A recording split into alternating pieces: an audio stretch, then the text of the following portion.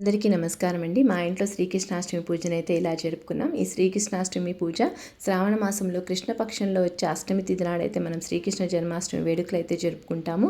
ఈ శ్రీకృష్ణాష్టమిని గోకులాష్టమి అని అంటారు. ఈ గోకులాష్టమి రోజున వేణుమాధవుడికి పూజ చేసినట్లయితే మనకు అష్టైశ్వర్యాలని సిద్ధింపజేస్తాడు వేణుమాధవుడు. వేణుమాధవుడు లోకానికి గురువు.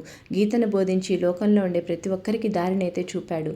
చిన్నతనంలోనే కన్నయ్య అల్లరి పిల్లవాడిగా తన చిలిపి చేష్టలతో జీవిత పరమార్థాన్ని అయితే వివరించాడు. కన్నయ్య తన చిలిపి చేష్టలతో వెన్నదొంగగా మారి గోపికలతో పాటు అందరి మనసులను దోచుకున్నాడు కన్నయ్య.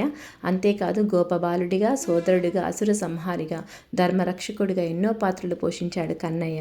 కన్నయ్య ఎన్ని పాత్రలు పోషించినా అంతా లోక కళ్యాణం కోసమే. ఈ శ్రీకృష్ణాష్టమి రోజున నైవేద్యాలు లేని పూజ అసంపూర్ణమనే చెప్పాలి. నేనైతే స్వామివారికి 21 ప్రసాదాలతో నైవేద్యాన్ని అయితే ఇచ్చాను. అందులో తులసి దళాన్ని తప్పనిసరిగా సమర్పించాలి. ఎందుకంటే తులసి శ్రీకృష్ణుడికి ఎంతో ప్రీతికరమైనది. ఈ పండుగ వేళ తులసి దళాన్ని సమర్పించడం వల్ల కన్నయ్య అనుగ్రహం చాలా సులభంగా అయితే దొరుకుతుంది. అంతేకాకుండా హరే కృష్ణ మంత్రాన్ని జపించడం ద్వారా కూడా కన్నయ్య అనుగ్రహం చాలా సులభంగా అయితే పొందవచ్చు. మల్లెపూల మాలను ఖచ్చితంగా సమర్పించాలి స్వామివారికి. అదేవిధంగా పసుపు బట్టలతో పూజ చేసినట్లయితే ప్రత్యేకమైన ఫలితం అయితే దొక్కుతుంది. ఇలా మనం పూజలు, ప్రార్థనలు, మంత్రాల వల్ల మనసు ప్రశాంతంగా మారుతుంది. అదేవిధంగా ఏకాగ్రత పెరుగుతుంది.